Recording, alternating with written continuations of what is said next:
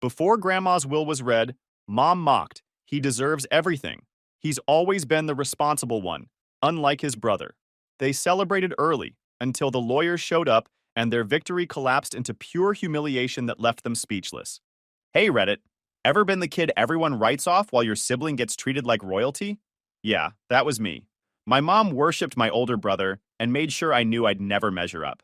For years, I stayed quiet, let them laugh, let them brag. Then, my grandma passed, and the will got read. And that's when their little fantasy world finally collapsed.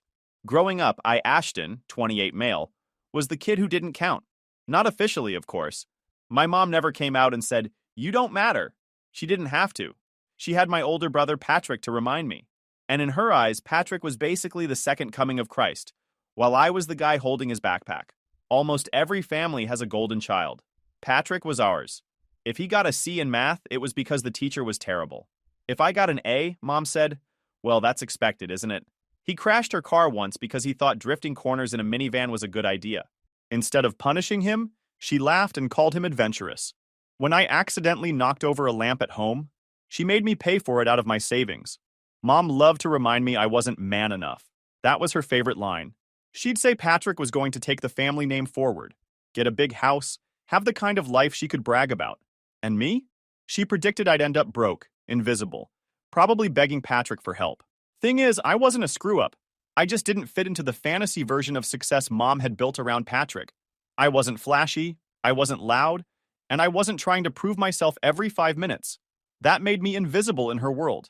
And after a while, I learned to stop caring. Being invisible has its perks. The only person who didn't treat me like a background character was my grandma, Judy. She was Mom's mother, but you wouldn't know it from the way she talked. She never once compared me to Patrick. She just respected me. Not like I was a hero or anything, but like I was a person. That was enough. I used to go over to her house a couple times a week. She had stories about her life, about Grandpa, about random people in the neighborhood. Most of the time, I just listened. It wasn't some dramatic, life-changing thing. It was just normal. And normal felt good when the rest of my family treated me like I was defective. Judy noticed more than she let on. She'd joke sometimes about Mom always being short on money, even though everyone knew where that money was really going. She saw how Patrick would only come around when he wanted something. She never said it outright, but I could tell she didn't buy into the Patrick worship that Mom lived for. One time, after Mom left her house in a huff because Judy wouldn't help with debts, Grandma leaned over to me and said, "Your mother thinks I don't know how she spends her money, but I've been around too long to be fooled by excuses." She said it calm, almost amused. That stuck with me.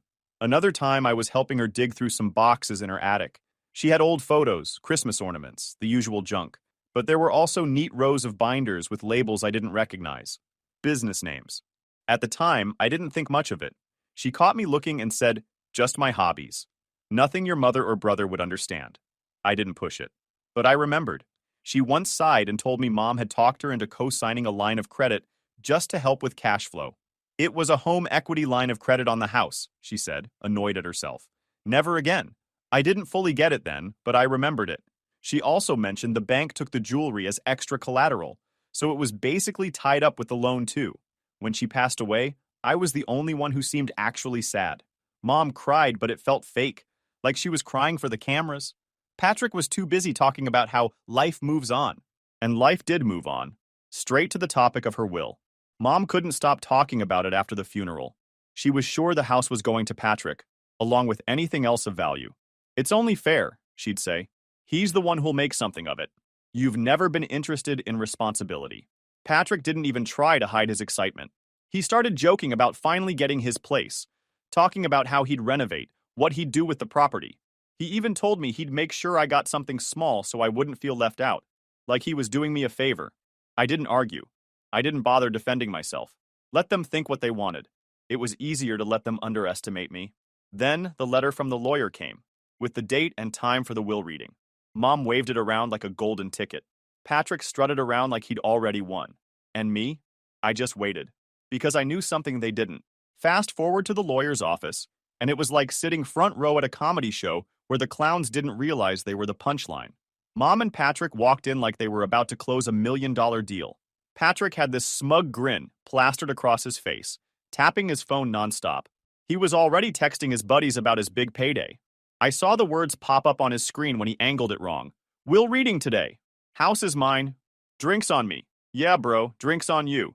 If you can afford a soda after today? Mom wasn't any better.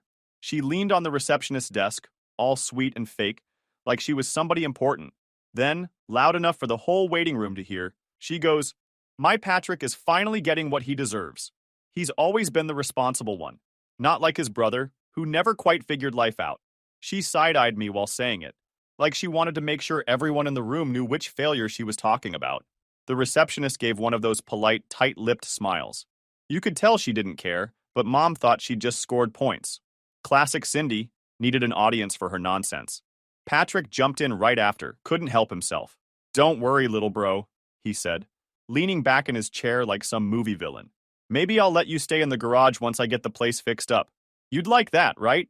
Man cave next to the lawnmower. He actually laughed at his own joke. I didn't even look up from my phone. I just said, wow. Very generous of you. The sarcasm went right over his head. They kept running their mouths. Patrick started listing all the changes he was going to make to Grandma's place. First thing I'm doing? Tearing down that ugly wallpaper. That den is going to be sick. Flat screen, recliners, poker table. It'll be the spot. Mom nodded like he was announcing the cure for cancer. You'll make it modern, classy. Grandma would be so proud of you. Proud? The woman hadn't even been in the ground for 2 weeks, and they were already arguing over whether the new fridge should be stainless steel or matte black. I sat there listening, and it was surreal. They were planning their victory lap before the race even started. But here's the thing. I wasn't nervous. Not even a little. Because while they were busy daydreaming about paint swatches and man caves, I had the ace in my pocket. See, Grandma Judy hadn't just been passing time with me over tea and cards. For 3 years, she'd been training me, piece by piece. It started small. She'd slide a folder across the table and say, read this and tell me what you see. It looked like gibberish at first. Spreadsheets, contracts, financial statements. But she'd walk me through them. This is profit. This is debt. This is ownership. Little by little, it clicked. Other days, she'd ask me to drive her to meetings. I thought they were social visits until I noticed she was walking into offices, not living rooms. Guys in suits would greet her like she was their boss. I'd sit in the lobby, waiting, and she'd come out afterward with that little smirk she always had, like she knew something the rest of the world didn't. One afternoon, she finally said it straight. Your mother and brother wouldn't understand any of this. They'd sell everything for quick cash. You're the only one I can trust to actually keep it alive. I didn't know the full scope back then, but I knew it was serious. She wasn't talking about her jewelry box or her couch. So while Mom and Patrick thought I was just hanging around playing errand boy, I was basically in training for something way bigger. And sitting in that waiting room, I couldn't help but laugh internally. They thought today was their coronation. It was actually their demolition. Patrick leaned forward suddenly, breaking my thoughts. Hey, he said, snapping his fingers at me like I was his intern. You'll help me move furniture once I get the keys, yeah? Might as well be useful for once. I gave him a small smile. Sure thing. If he noticed the way I said it, calm, surgical, like I already knew how this was going to play out, he didn't show it. The clock on the wall ticked down toward the appointment time. Mom was already fidgeting with her purse, pulling out tissues like she was preparing for her big emotional moment. Patrick scrolled through Instagram, probably rehearsing the post he was going to make once he got his inheritance. Me? I just leaned back, relaxed. 10 minutes until the lawyers walked in, and the whole fantasy world they'd built came crashing down. The door finally opened, and in came Mr. Kennedy, the estate attorney. Mom immediately sat up straighter, smoothing down her blouse like she was about to meet royalty. Patrick put his phone away, finally. He leaned forward, practically licking his lips like a kid about to blow out birthday candles. Mr. Kennedy cleared his throat and opened a folder. Thank you all for coming. We're here to read the last will and testament of Judy Hayes. He adjusted his glasses. I'll begin. The room went dead quiet, except for the obnoxious ticking of the clock. To my grandson Patrick, Kennedy read, I leave my family home at 1247 Elm Street, including all furnishings, fixtures, and personal belongings contained within. Additionally, I bequeath to Patrick my complete jewelry collection and the contents of my savings account at First National Bank. Patrick slapped the table with both hands. Yes, he blurted out, grinning ear to ear. Mom gasped like she'd just witnessed a miracle. Tears welled up instantly, fake ones, of course, as she grabbed his hand. See, I told you, darling. Grandma always wanted you to have it. Patrick was already running his mouth. That's the house, the cash, the jewelry, everything that matters. Knew it. Absolutely knew it. He turned toward me with that smirk. Guess that means you get the leftovers, huh, little bro? I shrugged. Guess so. Mr. Kennedy didn't flinch. He just kept reading. To my grandson Ashton, I leave my collection of business documents and corporate files housed in the filing cabinet in my home office. Mom snorted. She actually laughed, like she couldn't hold it in. Business documents? What business documents? She turned to Patrick, who was now chuckling along with her. Figures, Patrick said, shaking his head. I get the house, the cash, the jewelry. You get the homework. That's about right. Mom wasn't done. Your grandma never had any businesses. The only thing she owned was her house and a few costume necklaces. Business documents. That's hilarious. At least you'll have something to read while Patrick and I make real plans. They kept laughing, loud, smug, like it was the funniest joke in the world. I leaned back in my chair, hands folded in my lap, and just let them go. Let them enjoy their fake win. Because this was part of the plan. Grandma knew exactly how they'd react, and she set this whole thing up to let them dig their own graves first. Patrick pulled out his phone and actually started typing. Posting this right now, he muttered. Finally got the house. Gonna put in a man cave, maybe a pool. Jewelry's probably worth a small fortune too. Mom dabbed her fake tears with a tissue. I'm just so relieved. I was so worried about bills. But now everything will be fine. God bless Judy. She wasn't even pretending anymore. She looked like a gambler who just hit a jackpot. The whole scene was pathetic. Here they were, practically high-fiving each other, celebrating like they'd won the lottery, and they hadn't realized the house they were bragging about came with baggage they couldn't even imagine. They were too busy picturing stainless steel appliances and brand new trucks to notice me sitting calmly across from them, not fazed at all. Mr. Kennedy closed the will with a snap. That concludes the formal reading of Judy Hayes's last will and testament. Mom clapped her hands together, satisfied. Patrick leaned back, stretching like he'd just conquered something. That was easy, he said, grinning. Guess Grandma knew who the real man of the family was. I gave him a look, tilted my head slightly. Yeah, real man. He didn't catch the sarcasm. He was too busy imagining how he was going to pose in front of the house for Instagram. Don't worry, little bro, he added, still smirking. Maybe I'll let you crash on the couch once I get everything set up. You can help me move boxes. At least then you'll feel useful. Mom jumped in. You should be grateful. Your brother has always been willing to look out for you. That's real family. I almost laughed. Real family. That's what they called it. When one side leeches off the other and then pats themselves on the back for being generous. But I didn't laugh. I just nodded. Grateful. Got it. Got. What they didn't notice was Mr. Kennedy hadn't packed up yet. He was still sitting there, hands folded neatly on top of the folder. Calm, patient, like the show wasn't over. Mom stood, already clutching her purse. Well, Patrick, we should probably start making some calls. Realtors, decorators, maybe a jeweler to appraise the collection. She turned to Kennedy. I assume we can start moving forward right away? Kennedy raised a hand. Actually, before any transfers, we have to clear any perfected security interest attached to the assets named in the will. There are additional matters regarding the estate that need to be addressed. That stopped her mid-step. Patrick frowned, confused. What do you mean, additional matters? You just said that was the will. It was the will, Kennedy said evenly. The will governs the probate estate. Judy Hayes's business interests were held in a trust, so they're handled separately. I almost smiled. Almost. Patrick laughed nervously. Business interests?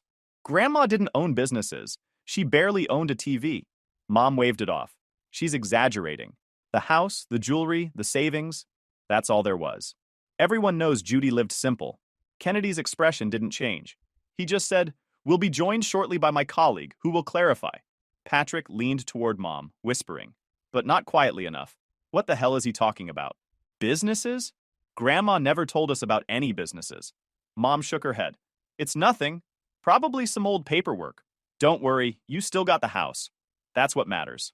I glanced at the clock again. 10 minutes ago, I said they had no idea what was coming. 5 minutes from now, they'd find out exactly how wrong they were. And I couldn't wait to watch. The conference room door opened again, and in walked a woman in her 40s with a sharp suit, sharper eyes, and a briefcase that looked like it weighed more than Patrick's common sense. Mr. Kennedy stood to introduce her. This is Marissa Kowalski. She specializes in corporate law and has been representing Judy Hayes's business holdings for many years. Patrick blinked. Business holdings? What business holdings? Mom rolled her eyes. This is unnecessary. The will was clear. My son inherits the house, the jewelry, and the savings. That's all Judy had. Marissa set the briefcase on the table and opened it with deliberate slowness, like she'd been waiting for this moment. Out came stacks of documents, contracts, financial statements. She spread them across the table, and the energy in the room shifted instantly. Mrs. Hayes lived modestly, yes, Marissa said, sliding a packet toward Patrick and Mom. But she was also a majority stakeholder in 5 different companies. She structured her assets carefully to protect them from creditors and ensure they continued after her passing. Patrick laughed nervously, flipping through the packet like it was written in another language. This can't be real. Grandma? Businesses? She worked at the post office. She wasn't a CEO. Marissa didn't flinch. She was an investor. 22 years ago, she began using her late husband's life insurance payout to buy into small but promising businesses. Over time, she acquired controlling interests. Her modest lifestyle was intentional. It kept unwanted attention away while she built a portfolio worth approximately $15 million. The number hit like a truck. $15 million.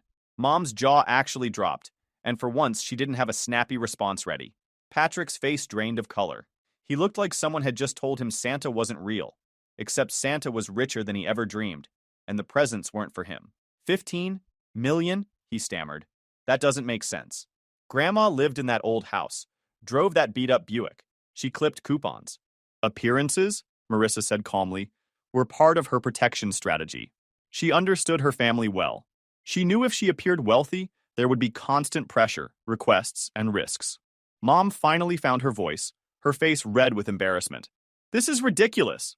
She never mentioned any of this to us. I spoke up for the first time. Maybe that tells you something. Her head snapped toward me, eyes narrowing.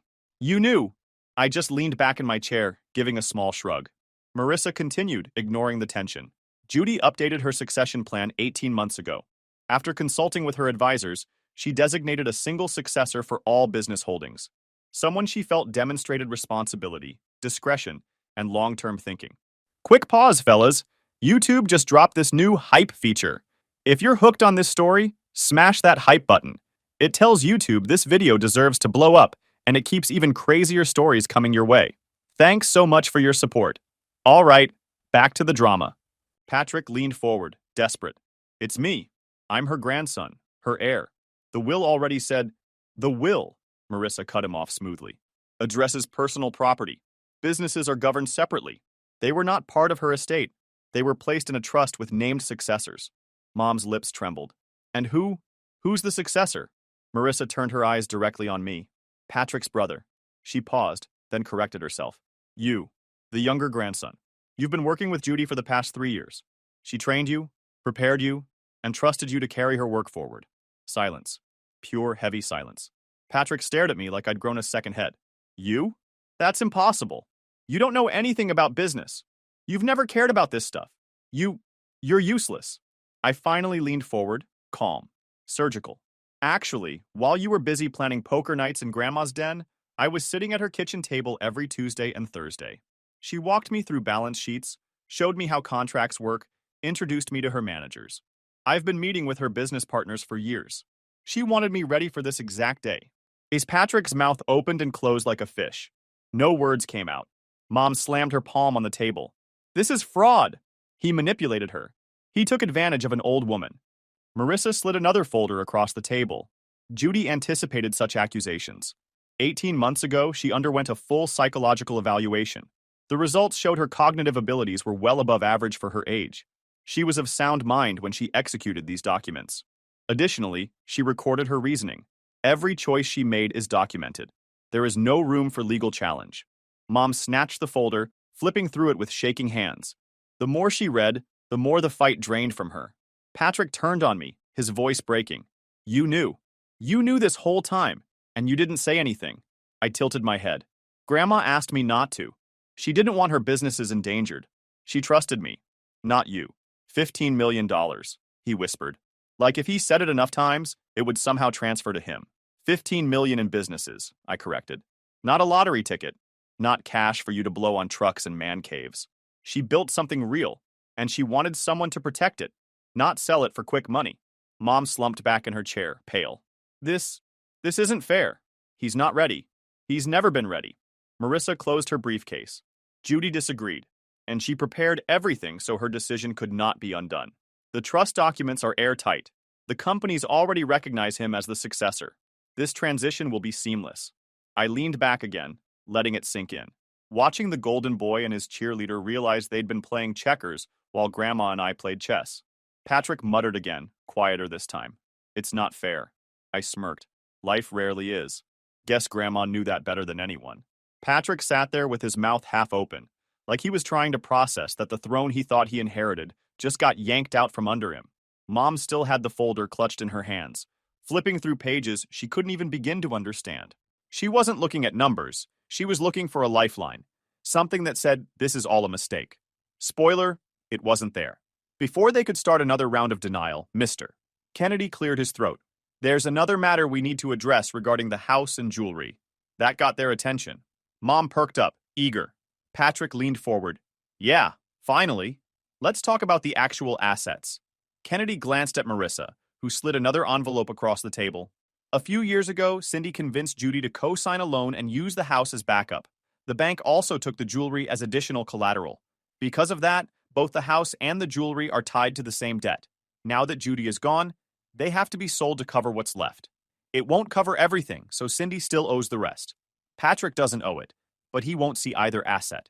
Mom's face froze. Liens? What liens? Marissa stayed calm. Casinos, loan agencies, several judgments totaling nearly $400,000. Patrick snapped his head toward her. $400,000! That's impossible! I leaned back and crossed my arms. No, that sounds about right. Mom whipped around at me, eyes blazing. Shut your mouth. You don't know anything. Marissa didn't give her room to breathe. The liens are legally binding. The house and jewelry will be liquidated to satisfy those debts. Based on appraisals, the combined value doesn't fully cover the outstanding amount. That means, Mrs. Hayes, you will remain personally liable for the remainder. The silence was brutal. You could almost hear Patrick's man cave plans disintegrating. So wait, Patrick stammered. You're saying the house is gone? Yes, Marissa said flatly. The property will be sold to settle debts. You will not take possession. And the jewelry? Same. Patrick's knuckles turned white on the edge of the table. So, I get nothing. You're telling me all I inherited is my mom's debt? No, you don't inherit her debt. But because the creditor's liens are senior, the house and jewelry get paid to them first, leaving nothing for you. Kennedy confirmed, matter of fact. The look on his face was priceless. The golden boy, the heir, the future of the family, sitting there realizing he just inherited a financial black hole. I didn't even need to say a word. His entire ego was collapsing on its own. Mom tried to recover, but her voice was shaking. There has to be some mistake. Judy would never let this happen. She wanted Patrick to have the house, to live there. She said so many times. Marissa slid one last document across the table. Judy anticipated this. That's why she left these assets to Patrick. Because they were already tied to your loans, Cindy. She knew the creditors would claim them, leaving nothing for either of you, and keeping her businesses safe. It landed like a hammer. Grandma hadn't just been smart. She'd been ruthless in the best way possible. She gave them exactly what they expected, knowing it would all vanish into the black hole of Mom's debts. Patrick slumped back in his chair, pale. So what? I'm screwed? That's it? I finally leaned forward, meeting his eyes. Looks like it. His jaw tightened, but there was nothing behind it. No comebacks, no cocky grin. Just defeat. The meeting wrapped up after that. Kennedy explained timelines, liquidation processes, legal procedures.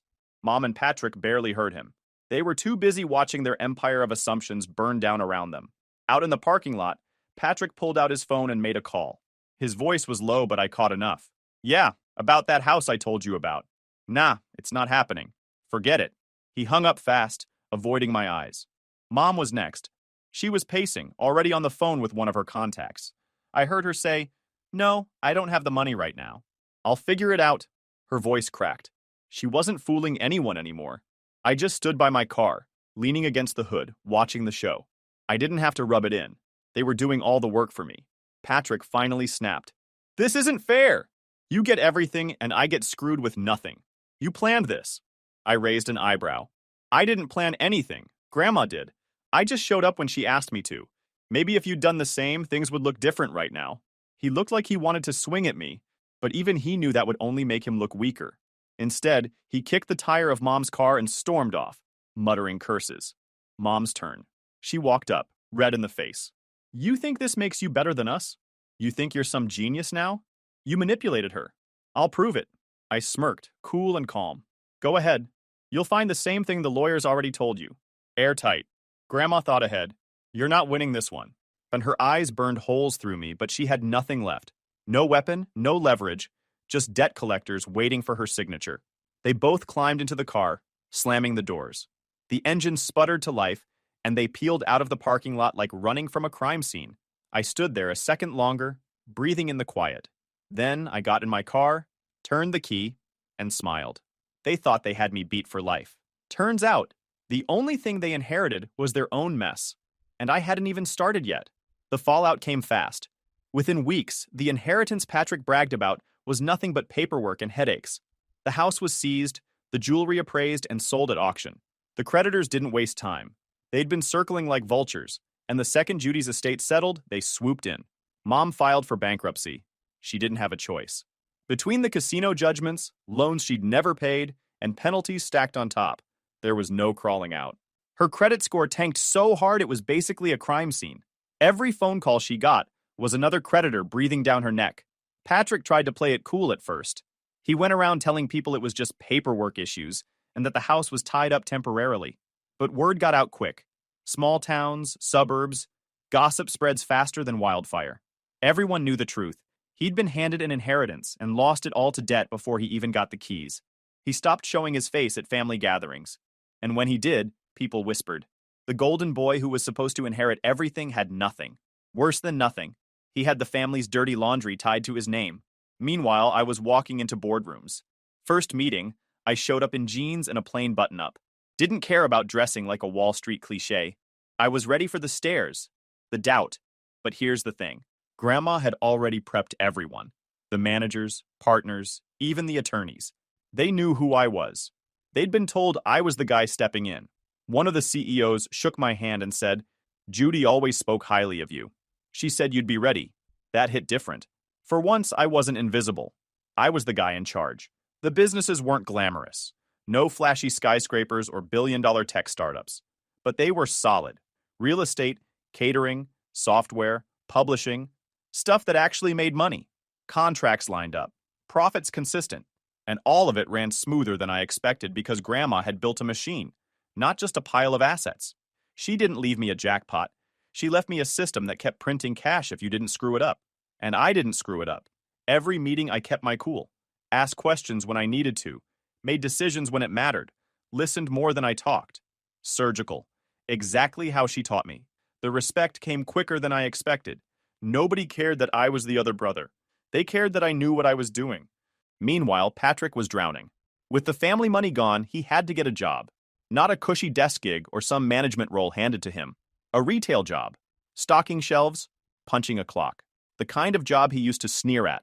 I ran into one of his old friends at a board meeting, of all places. Guy laughed and said, Man, I saw your brother bagging groceries last week. Didn't even recognize him without his cocky grin. I didn't comment, just smiled and moved on. But inside? Yeah, it was satisfying. Mom wasn't faring any better. Bankruptcy isn't just a financial hit. It's social suicide when you're the type who built your entire identity on bragging about your golden son's successes. Neighbors she used to flex on now avoided her. Family members stopped answering her calls.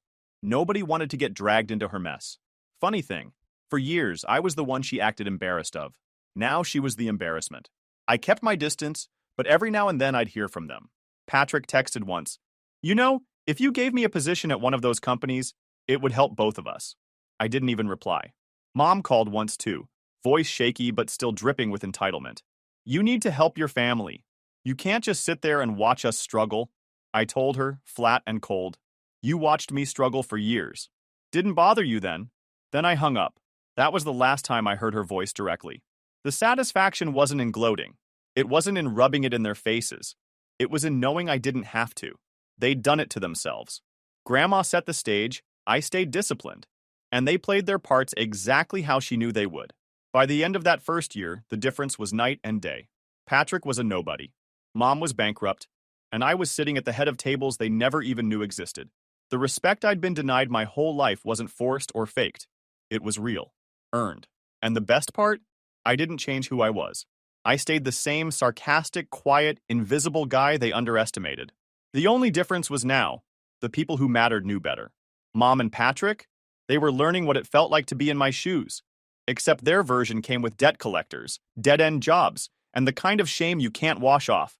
Grandma was gone, but her voice was still in my head. Patience, strategy, discipline. Let people show you who they are, and they'll destroy themselves.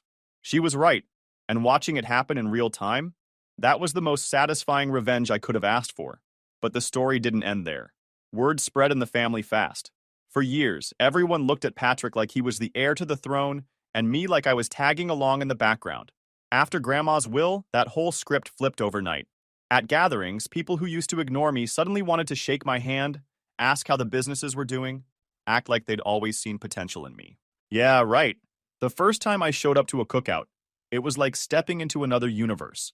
Mom and Patrick sat off to the side, quiet for once. Nobody hovered around them. Nobody asked Patrick what big plans he had. He looked smaller than I'd ever seen him, slouched in a lawn chair, scrolling his phone like he was hoping it would teleport him out of there. I caught Mom watching me a few times. She looked tired, worn down. Bankruptcy will do that to you. But what stuck out was the silence. For decades, she never missed a chance to remind me I wasn't good enough. Now, nothing. No insults, no digs. Just her sitting there, probably thinking about how badly she'd backed the wrong son. Patrick tried one last attempt at saving face. Came up to me when most people had gone inside. Look, man, we should work together. You've got all these businesses. I've got skills. He didn't even finish the sentence because he knew it sounded ridiculous. I stared at him. What skills? Wasting money? Talking big? I don't need that on my payroll. His face twisted, like he wanted to argue, but the fight wasn't there anymore. He walked away without saying another word. That moment told me everything. The golden child was gone. Just a guy with a retail badge and nothing else to show. Running Grandma's companies wasn't some fantasy win either. It was work. But it was work I was built for. Contracts, meetings, managing teams. I liked the challenge. It felt good walking into a room and having people listen because I knew what I was talking about, not because my mom hyped me up. Every time I signed a deal or closed a contract, I thought about how close it all came to being flushed away if Mom or Patrick had gotten their hands on it. Grandma was right not to trust them. They would have sold everything within 6 months and ended up broke anyway. That's what made the whole thing satisfying. I didn't need to take revenge into my own hands. All I had to do was stay disciplined, keep quiet, and let reality do the heavy lifting. Mom's gambling? Exposed. Patrick's entitlement? Exposed. Their fake confidence? Shattered. Me? I was the one who looked like I'd been underestimated, not defeated. Now when people in the family talk, they mention my name with respect. They call me reliable, smart, level-headed. Same people who once told me I'd never be anything. Do I forget how they treated me before? Not a chance. I just don't waste energy on correcting them. The results speak for themselves. As for Mom and Patrick, they're still around, but not in my orbit. Mom keeps her head down now. Bankruptcy court stripped her of whatever status she thought she had. Patrick bounces between jobs, still trying to convince people he's destined for something bigger while wearing a name tag. It's almost funny. He still talks like he's a big shot, but the only people listening are customers asking where the bathroom is. And me? I keep moving forward. The companies are strong, the respect is real, and I don't need their approval anymore. Grandma set the stage, I executed the plan, and the two people who tried to write me off for life ended up buried under their own bad choices. That's not just revenge. That's justice served cold, and I didn't even have to lift a finger.